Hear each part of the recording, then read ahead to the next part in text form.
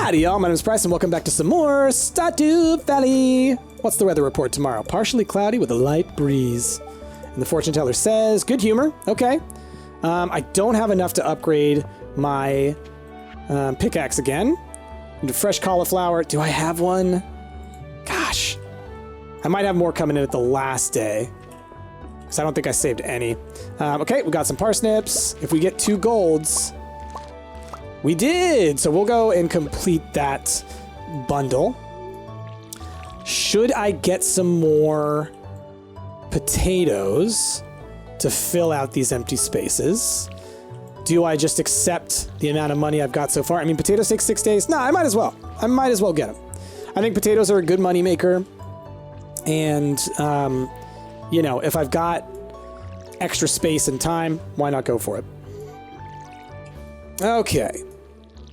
So y'all, actually, you know, I just realized I haven't actually checked my channel again for comments, because I just finished the episode on cognitive dissonance where we talked about that a bit. And I need to look at my sheet for some more topics. I'm not going to hit this spot behind here because I will always forget to water that. So, in a second here, I'm going to look at my sheet. Give me one moment.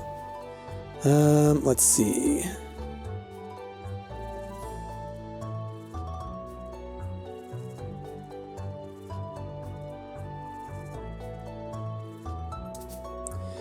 Okay. On my list, I kind of have actually finished a lot of these. I may spend some time talking about anxiety, which I think we've talked about before probably, but there was a question about anxiety and social pressure, and I think maybe we can get into that. And that might actually also play into some of the cognitive dissonance talk that we had last time. So, well, anxiety. What's anxiety? You know, anxiety is essentially stress-related response, and it's sort of an engagement of the fight or flight response, right? We have internalized to us this response to danger, response to things that scare us, of anxiety. It's giving us this sort of jump start of awareness and attention. Our heart rate goes up, right? Because if we need to flee from some kind of scenario, then we can... we're ready to go, you know, our heart's beating, we got adrenaline going through our system, right? It's essentially like you're getting ready to run a sprint or to fight somebody, right? And your body, you know, knows that to do that, you're going to have to get pretty wired. So that's just kind of what anxiety is. It's sort of a hijacking of the fight or flight response that our body engages when we are exposed to essentially frightening stimulus, or, you know, and with anxious individuals, the stimulus that can trigger that is what maybe to other people is more mild.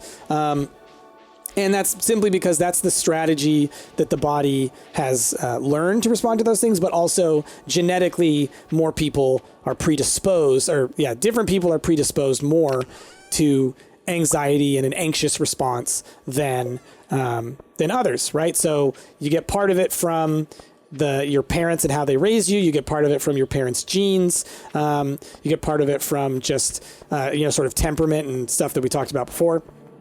And so that anxiety is awful, I'll say. Like, as a person who experiences anxiety, it is not a lot of fun, because once you're in that state, it can be hard to calm yourself down. If you don't have good coping techniques, coping mechanisms, then it can be difficult to deal with your anxiety. And so that's why people, you know, need to seek medical help. They need to seek... you know, I would obviously say go to therapy, go to a psychiatrist, right? I will always be like, hey, you should do your best to seek the help that you can, because that's going to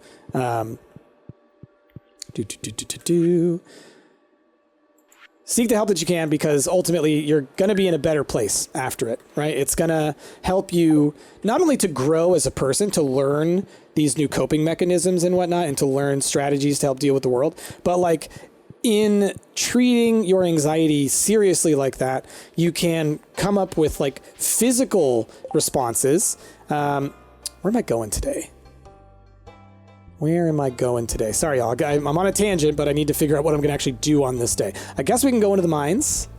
I already watered all my plants. I can go sell these parsnips. That's right. I'm going to get some potatoes. So you can treat the problem physically, and that helps you to develop those coping mechanisms, right? You can essentially think of it as like the anxiety gets so high that it's impossible for you to deal with it. So what you need often is a medication that helps to calm you to a level that you can then actually approach the triggers for your anxiety, right? You like physically, using chemicals, using psychopharmacology, using medications, you physically reduce that stress response, or do what you can to prevent that stress response from engaging. And then you can start to untangle what issues you have with your coping mechanisms, or with situations in your life, things that are causing that stress, or things that may be kind of exacerbating it, right? They may not, like, your stress may come from, long held beliefs and things about yourself because of parenting and things like that, like, you can feel you've internalized negative beliefs about yourself, let's say. And so that makes it very difficult to treat those beliefs until you have gone and brought down that physical response. But maybe there's something in your current environment that continues to make that worse, continues to make that difficult to accomplish. And so, let me just do this real quick.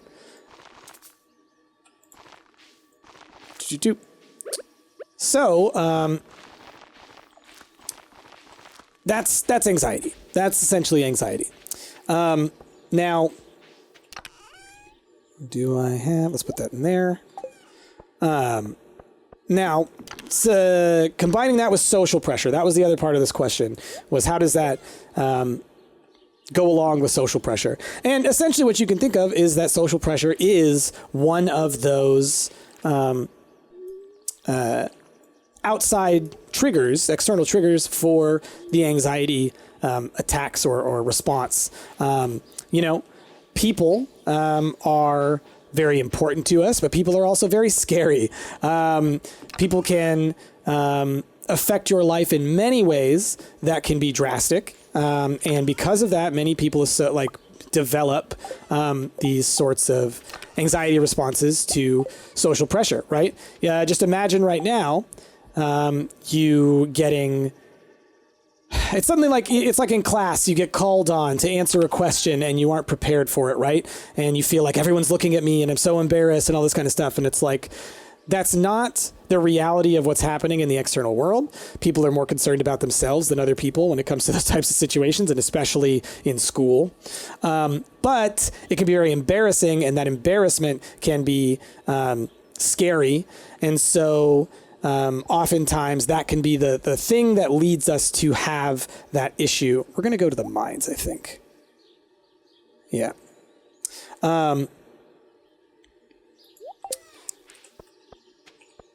So that fear of embarrassment can be the kind of thing that triggers anxiety just in the presence of others, or when you're feeling a certain level of social pressure.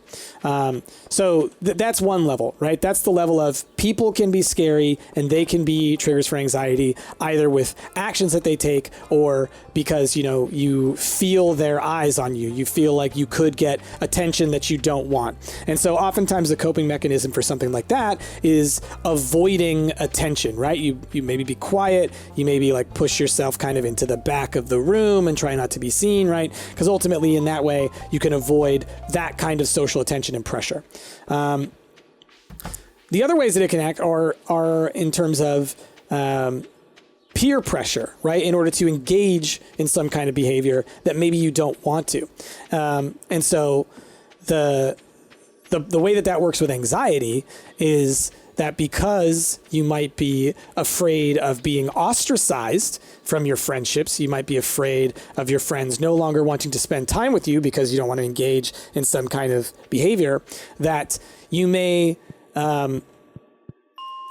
engage in that behavior, that activity, simply because of not wanting to be judged. And so that's another response, right? That's sort of a coping mechanism of almost impulsivity, which is a thing. Anxiety and impulsivity, they go together pretty well. So, that's, I guess, a third part of anxiety, is that it often coincides with other types of responses and behaviors. And so you have to kind of disentangle what is related to your anxiety and what is related to maybe your ADHD or something else, right? Because, I don't have a weapon. Time to go back home. So yeah, I'm trying to think if that really covers most of that. So ultimately, your anxiety in relation to your social pressures, it's mostly about how are you going to be perceived by others? And so how do you avoid those issues? Or once it happens, right, once you experience social pressure, boom, anxiety through the roof. And so then you may become impulsive. Then you may become internalizing, right? So there's the trying to avoid, much like you would avoid like an anxiety attack, right? Or you would try to avoid a panic attack or an anxiety attack. Then there's the once it has already happened, what is your coping mechanism going to be? And oftentimes for anxious people who are not treating their anxiety, right, they're still using their mismatched coping mechanisms, that can be incredibly difficult to deal with. And you're not going to be able to respond maybe in the most healthy of ways. Okay, let's leave those in there. We're just going to go fishing because I totally goofed up this day, I think. But we watered everything. We got some more stuff in there. It's fine. Okay.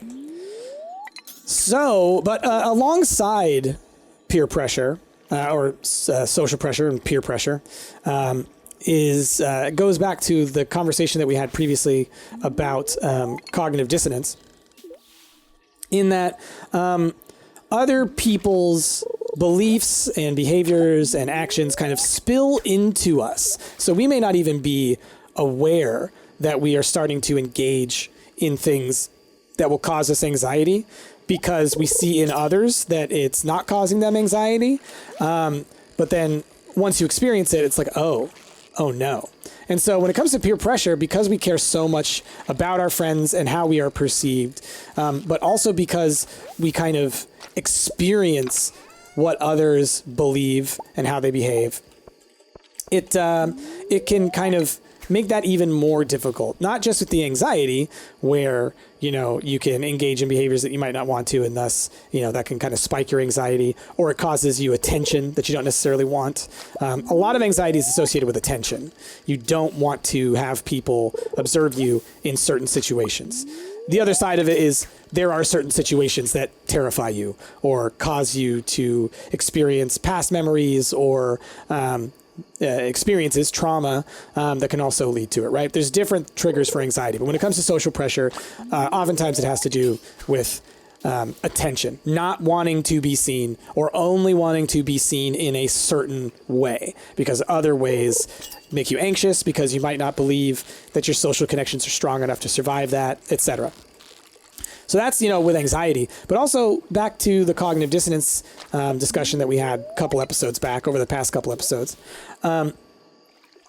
You can have this issue of you learn something from the outside about your beliefs, about your actions, that may be false, right? You learn new information that it's like, okay, what I believe is just not the case. But then because you're surrounded by people that maybe still hold that belief, you may not be trying to hide that you have a difference in this view, right? But at the same time, you might turn to these people for guidance or whatever, and that can provide you rationalizations. But even more so, our behaviors and our experiences are directly influenced by other people without us knowing.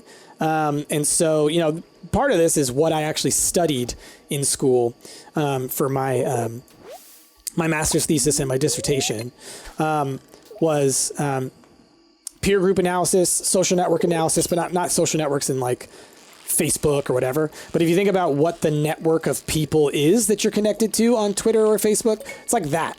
The people who aren't directly your friends, but the people who are sort of like on the same level with you that you're influenced by, right? This could be friends of friends. This could be people that you look up to who are kind of like an idol for you and like someone that you model yourself after, or maybe you just think that, oh, they're so cool, right? The thing is their beliefs start to seep into you. You might not even realize it because it is a subconscious thing. But when I studied this in school, the thing that we were looking at was young kids, or it was actually like teenagers. It was like 6th, 7th, 8th grade. So for people in the rest of the world, that's like 11, 12, 13, maybe 14 at the top end.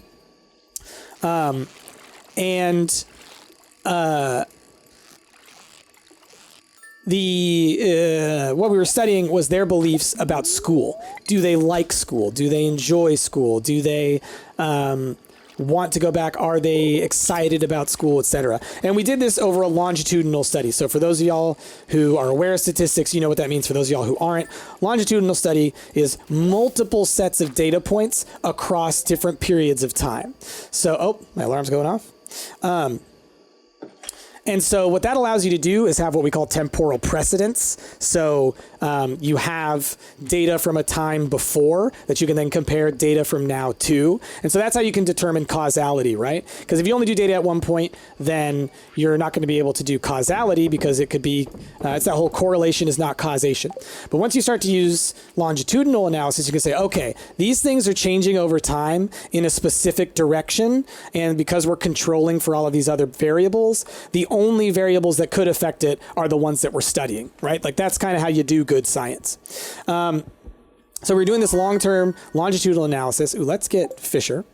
And so what we found, what the research found as we looked into this, right? And we're looking at do children's or teenagers' beliefs about school and their excitement about school and their motivation to engage in school is directly influenced by peers, not just their friends. Friends play a big point in it, but people that they might not even know, like acquaintances or people they might not have ever met because of whatever reasons within their school, can influence them. And so that was the other part, is we also used analysis to, okay, a lot of stuff today. We also used analysis to determine what the social network groups of that area were. And that was like the super interesting stuff, was being able to collect data from all these kids. I keep saying kids, teenagers. They and basically getting information on all of that. And so through that combination of data, we were able to look at, okay, here are the people that you're connected to. Here's how far apart your connectedness is. So like this could be a friend of a friend of a friend, and seeing how that influences your beliefs. And what we found is it does. It does. Peers around you influence the way that you believe these things. Obviously, there's a lot of other types of variables and whatnot that are involved. It's not just that, but we did find that it supported the hypothesis. So what that means is that people around you just within your community, not necessarily that you interact with, will influence how you believe about things. And so even if you find this new information, and even if you actually believe it, when you get this new information, this is associated with cognitive dissonance. I know I'm bringing this back around to anxiety and stuff. I know. But that can cause you to change just over time. You might have changed your belief, but then suddenly you're like, you know what? Maybe I was wrong about that. I must have been wrong. I couldn't have believed that. That's different. That's weird, right? And it's because the people around you are influencing your beliefs slowly over time. It's not like you can see it happening. So that's kind of the nature of peer pressure. The nature of social pressure is so far outside of what you can see. It is so much more related to how you view yourself in relation to the other people around you. Not just your friends, not just your family, but the other people around you, the society, the community, right? And so that's where the real issues kind of come into play. Oh, have I even talked to her at all? No. I am bad at the social game here, y'all. So that's why, the caring about how you are viewed, caring about your perception via others is huge. It's a huge part of what we focus on and what we care about, especially when you're a teenager, for biological reasons. And so the anxiety associated with social interactions is going to be a lot more ramped up, specifically around that age. So, I'm talking about anxiety, but now I'm talking about anxiety in teenagers specifically. And so that is why social issues become such a big deal in the teenage years, because there's a physical thing going on in which because of hormonal changes, because of the physical changes that are happening to you, there's actually an effect inside the brain. Do I need to take this, Gunther? I can't. There's physical changes going on inside the brain that also make that an issue. And so the issues that I'm talking about are, I should have, no, we're fine, right? Did I put those in here? Did I collect parsnips today? I did, and then I put them in the bin, didn't I? That was silly. I can go grab some of them, right? Oh, Willie's back. Okay. Ahoy, Price! You've been angling for some time now with that fishing experience under your belt. I recommend casting your line over at Shearwater Bridge, east of Pelican Town. Oh, I should go check that out. You'll land some good whoppers there. Yeah, that's right. I've seen that in the multiplayer one. Okay. So what was I saying? So what's going on inside the brain is the emotion centers of your brain. People already know about the amygdala. There's other areas within like your basal ganglia and whatnot that are associated with emotion. And so those areas develop faster during your teenage years than at any other point in your development. And so, this whole idea of like mood swings and like the angsty teenager and everything like that, part of that comes from the very real physical changes that are happening inside of your brain during that time. And so, let's get even more. So you have these very real physical changes happening inside of your brain that then feed forward into your emotional responses being even more amplified.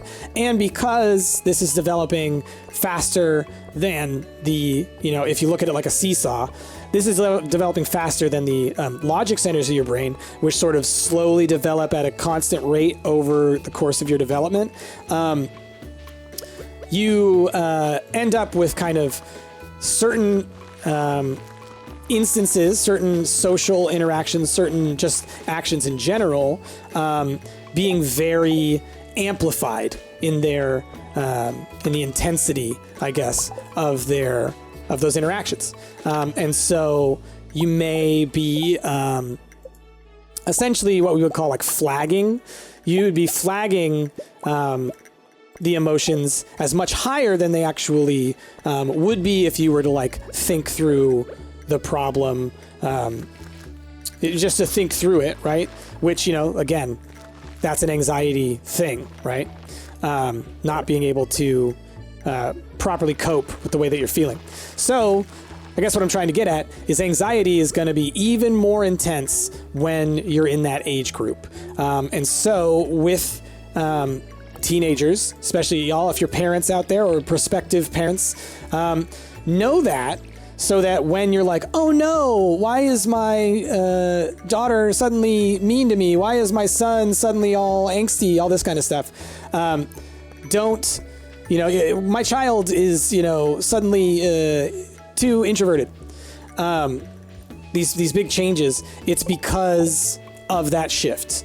And so be sensitive to that.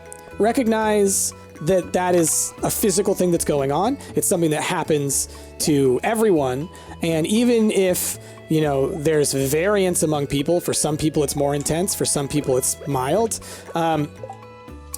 it still is a thing to consider. And it can be different for everyone. So there's no shame in it. And because of that, that's why there may be more impulsive actions. That may be why there's more social anxieties and social fears, and why there's so much worrying about social perception and whatnot, is because of that very physical change going on. Anyway, I guess I just wanted to talk about that because that's sort of my area that I really enjoy. I really enjoy kind of talking about and thinking about neurology, neuroscience, kind of what's going on in your brain that leads to all this, how you behave, I mean, I guess that's psychology, right? That is what psychology is. The study of people's beliefs and behavior. And because it's about people's beliefs and behavior, you're looking into the physical, that we call them antecedents, the physical antecedents of behavior and belief. And so the antecedents means the stuff that comes before. So that's basically it in a nutshell. So I guess you could say psychology is the study of the biology, beliefs, and behavior of people. So yeah, I guess that's all I really wanted to get at that, is that A, anxiety is normal. B, it is something that should be treated, and that should be, at least the coping mechanisms that you have should be explored in order to make sure that you're happy and healthy, right? Because at the end of the day, anxiety may be your physical response, but you can learn emotional regulation that helps you to deal with that. Oh boy, maybe I shouldn't be fishing over here. So yeah, I guess that's that. It's not something that you should worry about. It's something that you can reflect on and develop better coping mechanisms. It's something that over time you can develop internal emotion regulation so that you can deal with those problems in the moment. You can reduce the intensity of those. Oh, I might need to go somewhere else. Yeah, we're going elsewhere, y'all. We're leaving this. I'm not good at fishing enough yet. So yeah. Long story long, anxiety is normal. Not everyone has it. Not everyone has it to the same degree, but it is something that is common, and it's something that we know in many ways how to treat, or at least how to better manage. Even if your anxiety is going to still be around, even if your anxiety is going to still be intense, you can reduce the intensity of that by treating it and working on it, by talking about it with a therapist, by treating it physically with medication, with a psychiatrist. All of these things are things that you should pursue if you're feeling that way. Or if you're feeling depressed, if you're feeling any kind of mental health issues, I think it's worth looking into. Obviously, not everyone has access to that stuff, so that's a different discussion for healthcare and how things should be paid for, and et cetera, et cetera. I'm not going to get into that. If y'all want to know my beliefs on it, it's pretty straightforward. I believe in socialized medicine. I believe it should be 100% free and paid for by our taxes, because at the end of the day, I think health is a human right. And I think that it's even in the Constitution, or at least in the Bill of Rights, the pursuit of happiness, all that stuff, life, liberty, and the pursuit of happiness. I think that I think health falls under happiness. I think that your physical health directly affects your mental health, and so that's a part of that. So that my beliefs fall under, I believe it should be socialized, and I believe it's justified within the most important American documents from history. So yeah, so that's how I think it should be paid for. But right now that's not the case. So a lot of y'all may not have access to those things, and I feel for you. That sucks. If you can't afford or maybe reach therapy or psychiatry, I know it's not easy. Part of why I didn't treat my mental health for a very long time is because I did not have health insurance. I was poor, living on my own on a salary that could not a salary, a monthly paycheck that was awful. So it definitely could not afford just living beyond like health and stuff like that. Not a chance. I could not afford healthcare at that time. So I wasn't able to treat it. And it took me a lot more work to figure things out after the fact. But I'm so happy I did. So I guess what I'm trying to say is if you don't have access to those things, I'm very sorry for that. I am 100% an advocate for you and for getting that access to you. If you can look into things where you can do telepsychiatry or whatnot, teletherapy, look into that if it's something that's available to you.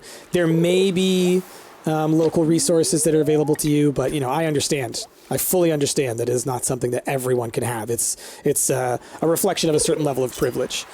But if you have that privilege, all right, then I think you should see a therapist or a psychiatrist or both.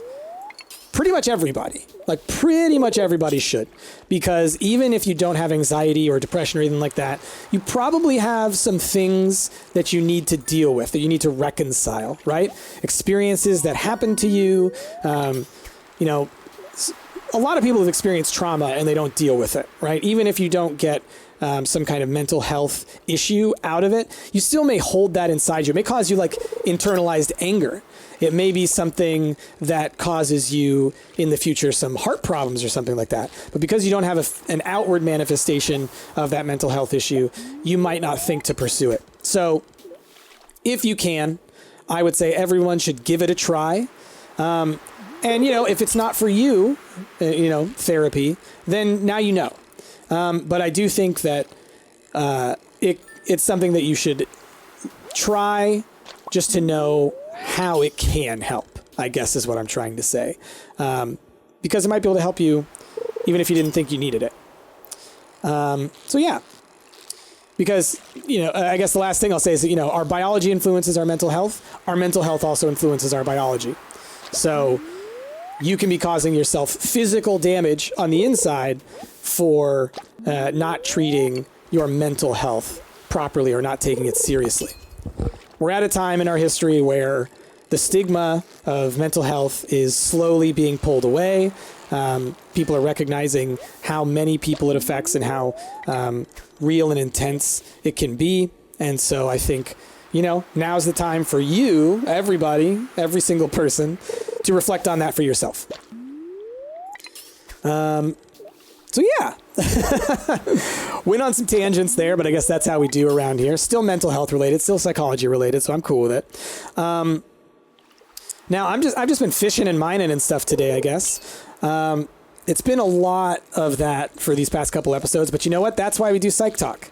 That's why we talk about all these things, because we want to give us something to do while we're doing the in-between.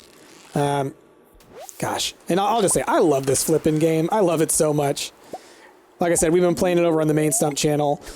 I'm playing it here for y'all, and I even have a file that I play on my own because I love these mods. It is very different playing it single player and not recording it, I will say. Come on, there we go. Chrissy and I actually, when we went to the Netherlands, we both downloaded Stardew Valley on our phones, and Chrissy got these cool things where like you can connect. Is this a Gunther? No. Where it's just like a little like clasp thing that a mount that attaches to your Xbox controller, and then can mount your phone just above it. So you can basically like hold onto your controller and play games on your phone that way. Super neat. And, you know, I played a little bit of Stardew on mobile. I was sad that I didn't have my my mods, but still super cool to be able to do that. I now understand how I know a lot of y'all out there pretty much only play on mobile, on Android and stuff like that. I now get it. You totally can play the whole game. There's no restrictions on it or issues with it. It plays just fine. And, you know, the only issue is not being able to mod it. And I'm sure there's probably a way, to be honest, to mod it on there, because I have a feeling that the translation from Windows to Android probably wasn't a huge shift. I guess you just have to figure out how to alter the APK. Is that what it is? I think you can. I know I've been able to modify stuff, like when I've played BlueStacks, like on my PC, Android, like the Android emulator on PC. I know I've been able to modify files before in order to make modifications, right? To adjust values and things. So, yeah, that was fun. It was neat. I downloaded a bunch of games, actually, and we both just played a ton of mobile games on the plane and, you know, when we were kind of in our downtime, because even though, you know, you're on a trip around the world, you get tired. You get tired. The jet lag alone, y'all. Oof. Oof. Now, Chrissy and I are waking up at like, I've been waking up at like 5 a.m. and Chrissy's waking up at like 6 a.m. every day. Every day. And I end up like wanting to go to sleep every day around like 7 p.m. And I always want to take a nap somewhere around like noon. And it's just because we're still on Netherlands time.